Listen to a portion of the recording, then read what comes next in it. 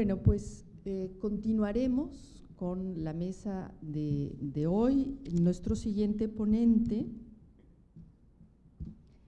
es Benigno Casas. Benigno Casas es maestro en artes visuales por la UNAM y editor por más de 25 años en instituciones dedicadas a la investigación histórica.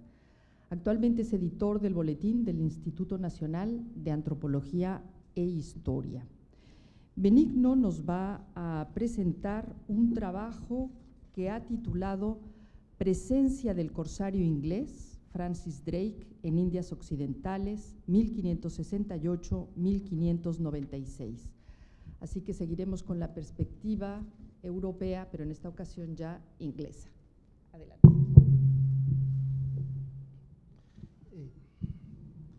Muy bien.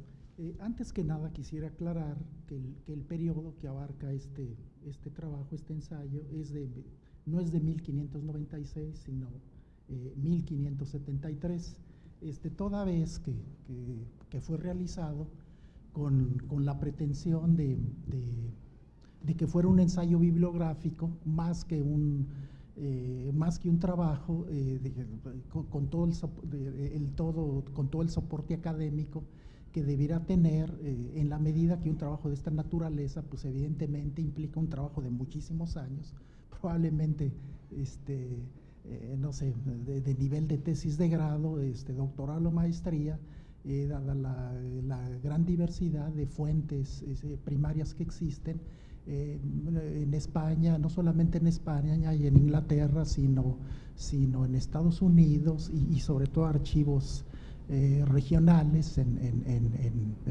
pues en el Caribe, ¿no? en los distintos países del Caribe, además de que muchas de estas fuentes originarias se contradicen entre sí, porque lo que pudieran decir algunas respecto a las incursiones de Francis Drake en el Caribe, digamos, otras fuentes españolas pudieran decir lo contrario, ¿no? Que señalan algunas inglesas. Entonces, por lo mismo, y dado el tiempo en que me fue hecha esta invitación, que agradezco mucho a Flor Trejo y a Guadalupe Pinzón, pues este trabajo tiene una naturaleza en ese sentido básicamente bibliográfica, ¿no? Y es así como lo presentamos. Procedo pues para no utilizar más tiempo en ello. La presencia de España en la mayor parte del territorio continental de lo que en el siglo XVI se denominaban las Indias Occidentales representó un hecho histórico que debe ser analizado y entendido a partir del contexto mismo en que se dio esa presencia. El modelo utilizado y llevado a cabo por España para realizar esa empresa de gran magnitud llegó a ser desdeñado por las otras potencias o por los otros países europeos, pero también admirado y tomado como referente para ser imitado. A pesar de las rivalidades anglo-hispanas surgidas en el siglo XVI, personajes como Walter Raleigh reconocieron que rara vez o nunca nos encontraríamos con una nación que haya resistido tantas desventuras y miserias como los españoles en sus descubrimientos de Indias, y sin embargo, persistiendo en sus empresas con invencible constancia, han anexado a su reino tantas y tan buenas provincias como para sepultar los recuerdos de los peligros pasados. Cierro. En esa misma línea, otro promotor de los viajes e incursiones transatlánticas, Michael Locke, se refiere al modelo español y lo pone como ejemplo. Considerar la diligencia, los trabajos de los españoles en sus excesivos cuidados para procurarse tantos navíos, sus constantes suministros para lograr sus intentos y sus indomables y activos espíritus para realizar empresas de esa cualidad y dificultad, y finalmente tener en cuenta su constante resolución para colonizar. Importa señalar que para mediados de esa centuria, en enero de 1563, el navegante inglés Stephen Borough visitó Sevilla y tuvo acceso a la casa de contratación, en la que pudo observar e investigar acerca de las formas sobre cómo se preparaban los pilotos y capitanes, de tal manera que cuando regresó a Inglaterra fue nombrado piloto mayor y uno de los 4 maestres en el Midway, a la manera como se hacía en España. Por su parte, Richard Hakluyt insistía en seguir de cerca el ejemplo de formación de navegantes españoles, y con ese propósito estableció una cátedra de navegación en la ciudad de Londres. similar a la establecida en la Casa de Contratación de Sevilla. También Sir Walter Raleigh pensaba que después de la conquista de Guyana, en los siguientes años, se establecería en Londres una contractus house, en la que se obtendrían más ingresos procedentes de dicha colonia que los que recibía Sevilla de las Indias Occidentales. Era evidente que los ingleses veían en la actividad transpeninsular española el modelo que les hacía falta, pero al que también había que superar.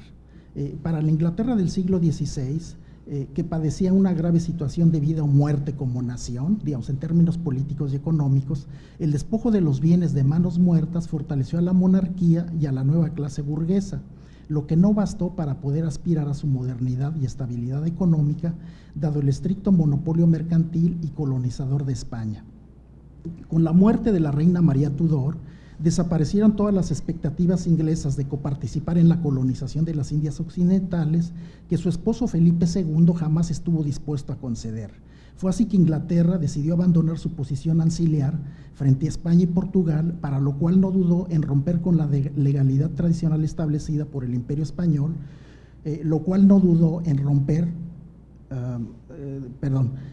que la tenía sojuzgada, ¿no? Con la impuesta que la tenía sojuzgada. Dada su condición geográfica insular,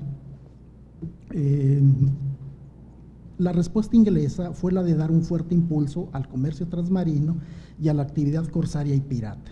Con el ascenso de Isabel I, al trono inglés en 1558, las hostilidades anglo-españolas llegarían a situaciones de tensión al negarse la reina a contraer matrimonio con el monarca español, Felipe II, y reconocer que el triunfo económico y político de Inglaterra estaba en el mar y en la vocación de sus marinos capaces de traer a los puertos ingleses las mercancías que necesitaban. La piratería inglesa se fue consolidando en una importante industria nacional mediante el incremento de los astilleros y el mejoramiento de las naves, lo que le fue generando mayor dominio y poder marítimo. La trayectoria de Francis Drake como marino se dio a temprana edad y tuvo como mentores principales a su tío y a su primo, William y John Hawkins, respectivamente, con quienes realizó sus primeras travesías marineras a las rutas que van de Plymouth a las costas de Guinea y luego a las de Brasil, recorridas varias veces por William. En el año de 1544, William Hawkins persiguió y asaltó naves francesas y españolas, amparados en una carta otorgada por la corona para realizar dichas acciones. Y de él aprendieron los jóvenes John y Drake aspectos de política, religión, comercio y asuntos exteriores, lo mismo que apresar y asaltar barcos con bandera extranjera. Fueron testigos de cómo un comandante de una flotilla con amigos influyentes podía cometer actos de piratería sin ser sancionado. Como resultado de las enseñanzas recibidas en la casa de los Hawkins, Francis Drake aprendió el arte de la negociación con comerciantes extranjeros y el trato que debía dispensar a los funcionarios públicos. Aprendió a aceptar una religión bien distinta de la que le había visto nacer, pero sobre todo aprendió el gobierno de los buques. Las experiencias obtenidas durante el tercer viaje de John Hawkins a las Indias Occidentales, que concluyeron con la amarga experiencia de San Juan de Ulúa en 1568, formaron en gran medida el carácter de Francis Drake. De acuerdo con el historiador español Antonio de Herrera, Drake escapó de esa batalla con la mayor parte del tesoro y en cuanto llegó a Londres manifestó desconocer el paradero de su primo John Hawkins y de que no quedaba botín alguno por haber sido repartido entre la marinería. Pero cuando Hawkins apareció en el país poco tiempo después, quedó en evidencia que Drake no solamente había dado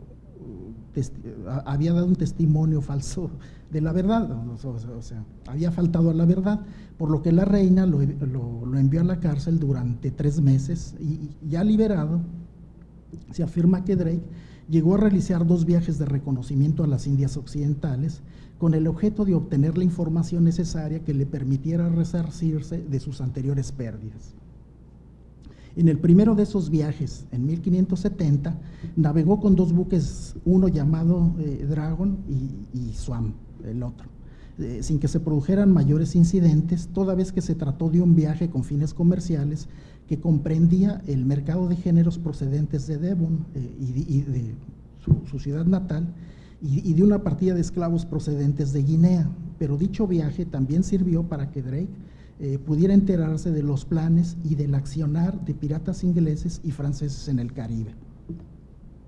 Enterado de las ganancias obtenidas por esos piratas en sus diversas incursiones en el Caribe novohispano, Drake decidió realizar un segundo viaje en 1571 en la diminuta pinaza Swan de 25 toneladas, con la que es muy probable haya formado parte de una flota de 3 barcos con los hermanos William y John Winter, al cargo cada uno de otros 2 barcos. En un informe posterior elaborado por las autoridades españolas, se da cuenta de que Drake no actuaba solo, sino que trabajaba para otro pirata inglés cuya nave de mando estaba fondeada a la altura de Cabo de Cativas, en Panamá. En febrero de ese año, se asoció con piratas franceses para llevar a cabo una osada incursión en la parte alta del río Chagres, que separa las montañas del Istmo de Panamá, en donde se localizaba un importante almacén y puesto de comercio llamado Venta de Cruces, con 47 depósitos en los que se almacenaban los productos de la región durante la época de secas, cuando el río no era navegable y los barcos que transportaban todas esas mercancías no podían llegar al lugar. La temporada de secas fue aprovechada por Francis y sus aliados, quienes decidieron utilizar una galeota de 16 remos por banda para recorrer río arriba, con un grupo compuesto por 36 hombres armados con arcabuces y un guía negro llamado Pedro Mandinga.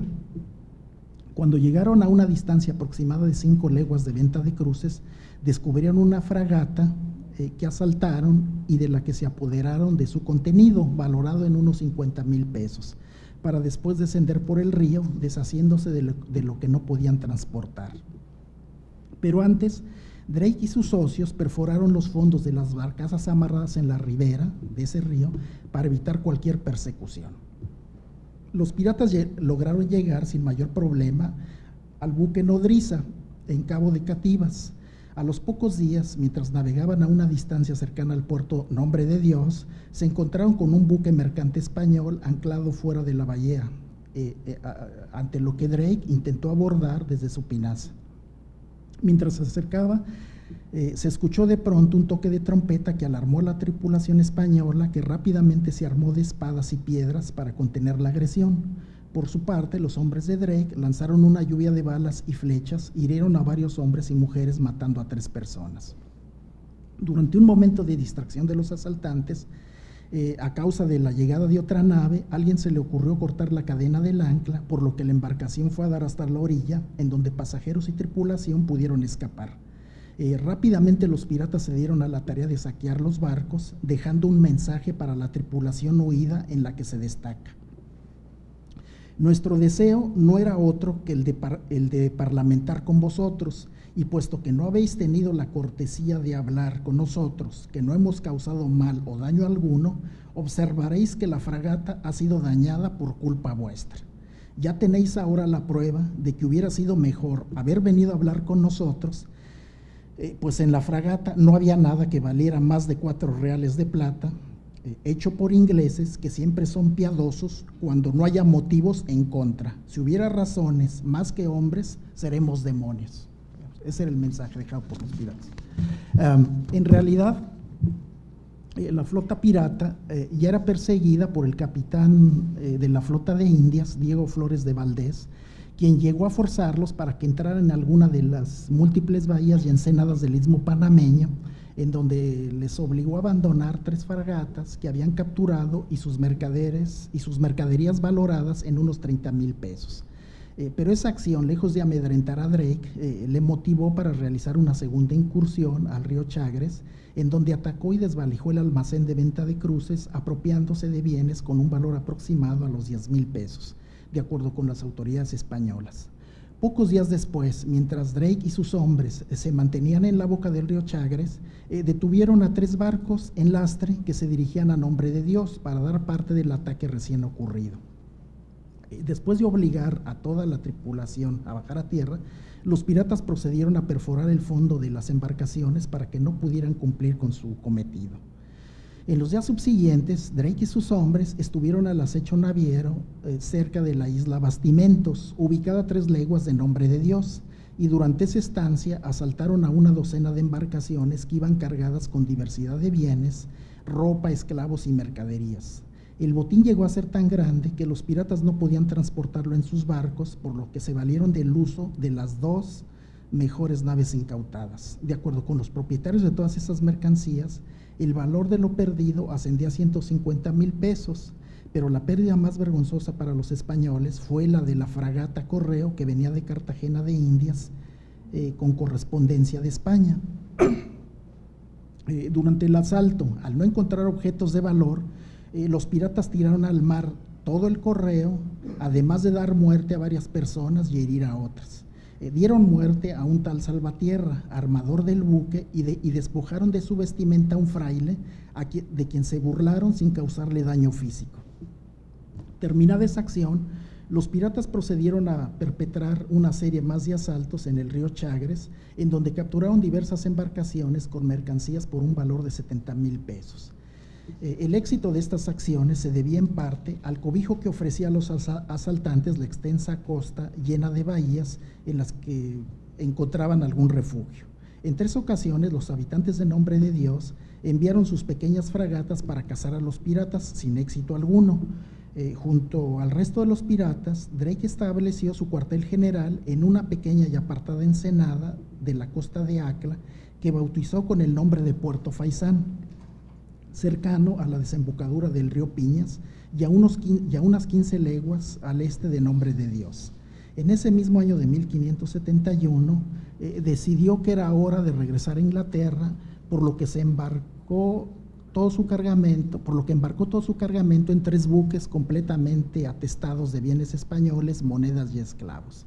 Tras su partida, liberó a los cautivos españoles que mantenía, quienes regresaron a Nombre de Dios. Después de arribar a las costas de Plymouth, y dado que su viaje no contaba con autorización oficial de la reina, Drake tuvo que esperar a que las autoridades inglesas se cercioraran de que no tuviera imputaciones graves por sus acciones.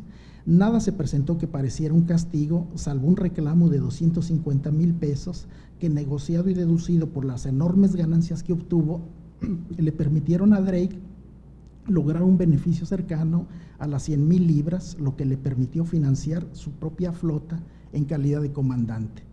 Después de tomarse algunos meses de descanso, Drake inició nuevos planes para realizar un viaje a las Indias en compañía de otros capitanes, con los que acordó reunirse en Puerto Faisán, que volvería a utilizar como base de operaciones. Otros comandantes desde barco eran John Garrett y James Ramsay, compañeros de anteriores aventuras.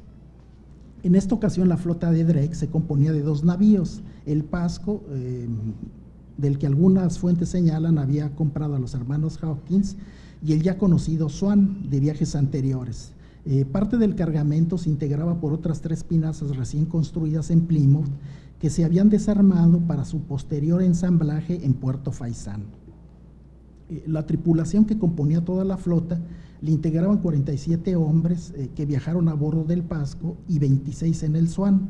Se trataba de un numeroso grupo integrado en su mayoría de jóvenes aventureros, en los que estaban Joseph y John, hermanos de Drake, y John Hosnan. El 24 de mayo de 1572 dio inicio a esta nueva travesía de Francis Drake a las Indias Occidentales.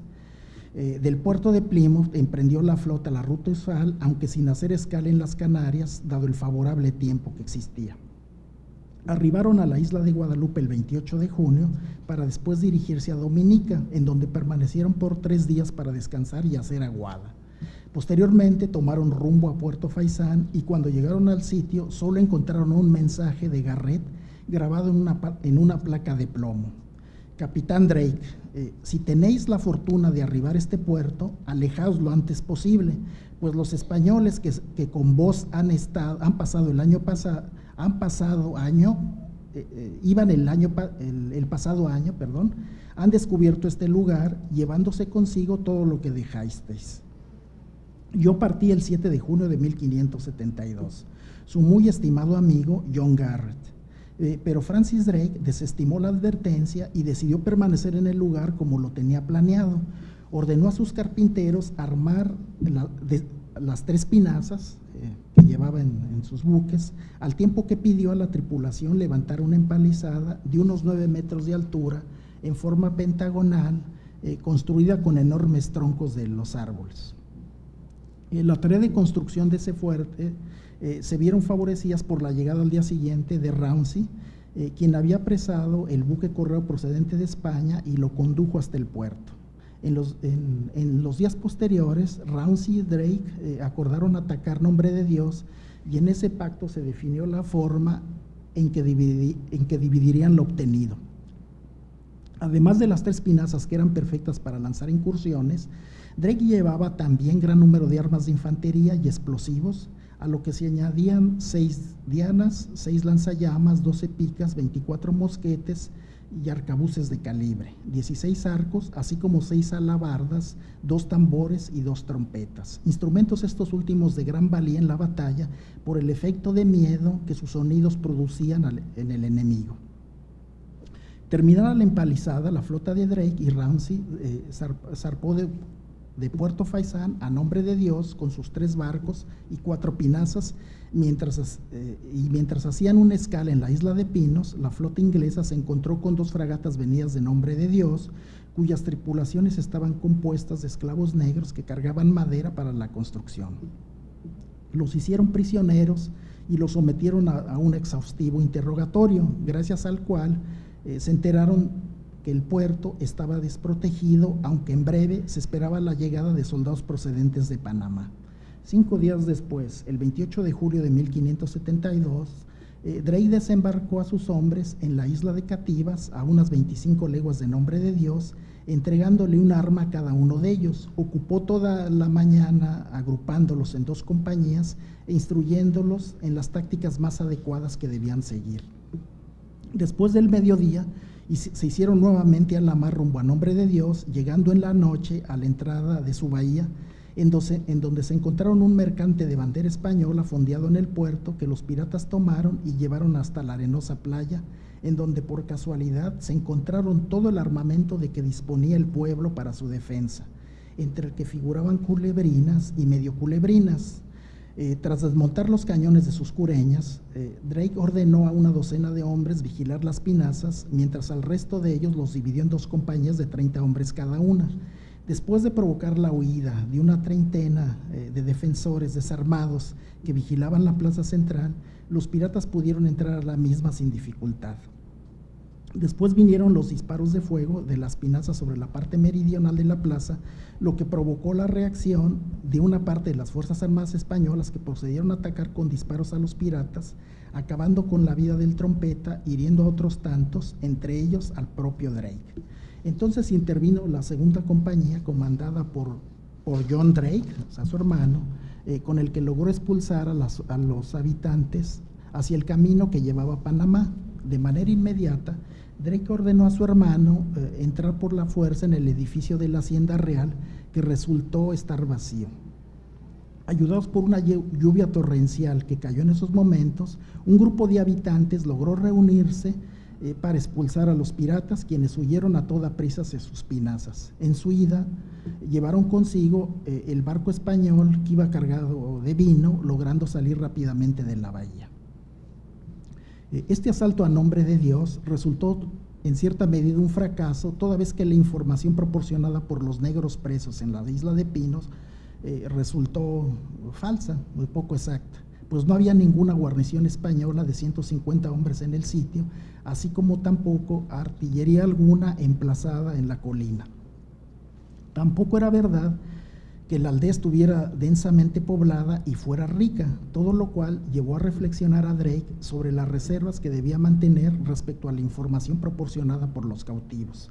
Pero lo más grave de todo fueron las faltas de la planificación del asalto y la inexperiencia militar de sus hombres jóvenes, lo que se reflejó en el constante reagrupamiento de fuerzas que hizo su comandante Drake, sin plan alguno, y de la confusión de sus vigías de las pinazas, que suponían que 2 o 3 españoles que se movían de un lado a otro portando unas antorchas en la oscuridad constituían un gran batallón de soldados armados.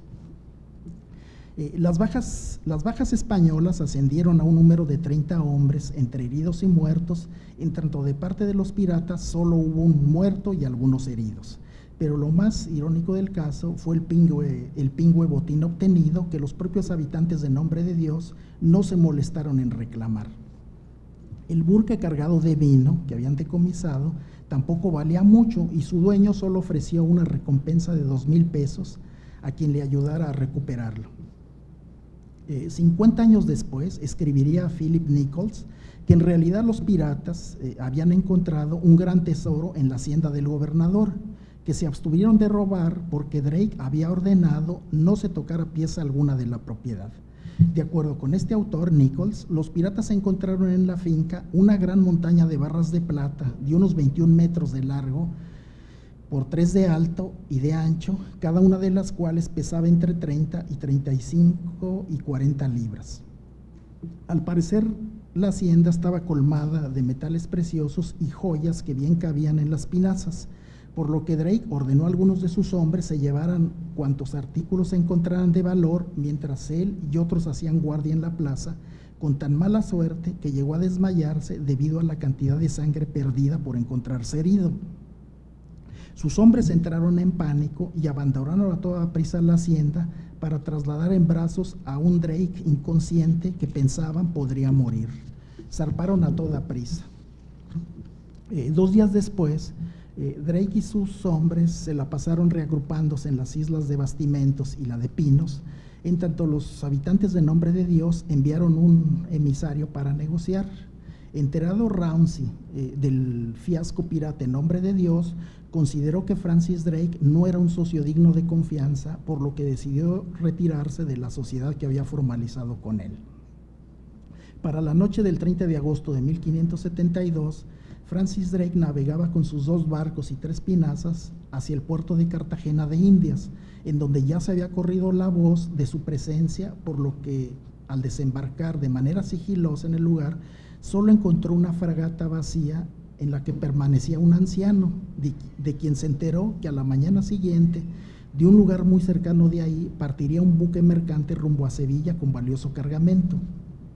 Drake procedió a plantear y realizar su asalto mediante el uso de las 3 pinazas, lo que provocó que a la hora de la acción el mercante encallara, lo cual fue aprovechado por una partida de jinetes españoles que evitaron la toma de la embarcación por parte de los piratas. El asalto fue un fracaso y la flota de Drake se retiró a la parte externa del fondeadero, de donde al día siguiente saquearon un barco correo y otra nao, a los que les prendieron fuego después de bajar a la tripulación. Para el 5 de septiembre, ¿ya se acabó?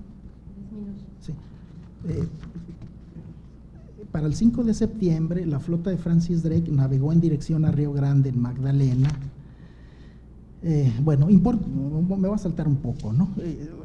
Digamos, lo importante de todo esto es que hubo una acción que finalmente en la que él tuvo éxito en todas sus correrías y asaltos, fue de que al poco tiempo había decidido asaltar la caravana que iba en esta parte del río Chagres, en el istmo de Panamá, que transportaba un gran tesoro, ¿no? El resultado que los españoles tendrían que transportar a España, ¿no? Como resultado de todas las actividades de explotación minera y agropecuaria, con todos los productos que ellos implicaban, ¿no? Al decidir asaltar la caravana que por este efecto iba a pasar en el lugar, apareció un jinete español en avanzadilla que se encontró de frente en el camino con un hombre de Drake. Ello provocó que el jinete inmediatamente se regresara para dar voz de alarma al convoy, que todavía venía muy atrás, lo que permitió que pudiera regresar a Panamá sin que se tuviera efecto el asalto. En su camino de vuelta, piratas y cimarrones que eran aliados de los piratas, solo pudieron asaltar algunas recuas de mulas con cargas de poco valor, y más adelante se encontraron con un batallón de españoles que enfrentaron con saldo de varios heridos. Y al continuar su camino hacia Venta de Cruces, que era el nombre del lugar, Drake permitió que los cimarrones saquearan los almacenes y posteriormente quemaran la aldea. Con grandes dificultades y gracias a la ayuda de los cimarrones, lograron regresar a Fuerte Diego, donde les esperaban sus otros compañeros de piraterías. Y como ya no quedaban suficientes hombres para tripular las 3 pinazas, Drake se deshizo de una de ellas pese a los continuos ataques que de manera desesperada mantuvo en las siguientes 2 semanas. En las inmediaciones de Nombre de Dios, las ganancias no fueron acordes a las expectativas planeadas. Finalmente, días después de esta acción, se reorganizaron de mejor manera con sus aliados, de tal manera y particularmente con un pirata francés de nombre Le Testu, para reanudar esta acción de una manera mejor organizada, ¿no? Tuvo un efecto positivo este asalto, digamos, a diferencia del anterior, en tanto estuvo mejor organizado, de tal manera que hicieron huir a los españoles y pudieron hacerse de todo este convoy que tenía una cantidad enorme de barras de oro, de barras de plata, lo mismo que otros bienes que difícilmente pudieron transportar a sus naves. Tuvieron que enterrar gran cantidad de barras de plata, imposibilitados de poder contratarlas, de poder trasladar a sus respectivos navíos, ¿no? Después de este asalto, bueno, pues Francis Drake consideró como positivos este último viaje realizado a las Indias Occidentales, por lo que decidió regresar a Inglaterra, ¿no? A principios de julio de ese mismo año, no sin antes robar algunas fragatas que le salieron al paso, 2 de ellas que limpiaron, prepararon su viaje y decidieron regresar a España, a donde llegaron un domingo del 9 de agosto de 1573, atracaron en el puerto de Plymouth, en donde su llegada sorprendió a los habitantes y lo recibieron gratamente, ¿no? por todo lo que significó el viaje. Bueno, me quedan 3 minutos, voy a leer el epílogo, que es un párrafo. Uno. Bueno, finalmente, digamos, ya para cerrar, compartimos la opinión de muchos autores que han analizado este contexto del conflicto anglo-español, en el que reflexionan que efectivamente la participación de Inglaterra en los territorios novohispanos pues no tenía otro propósito más que el de perseverar en su interés por tener acceso al control político y económico que ello significaba y que solamente era una atribución que tenía España a partir de las bulas papales que desde tiempos del descubrimiento se habían venido emitiendo por parte del Vaticano para reafirmar este poder, ¿no? Gracias.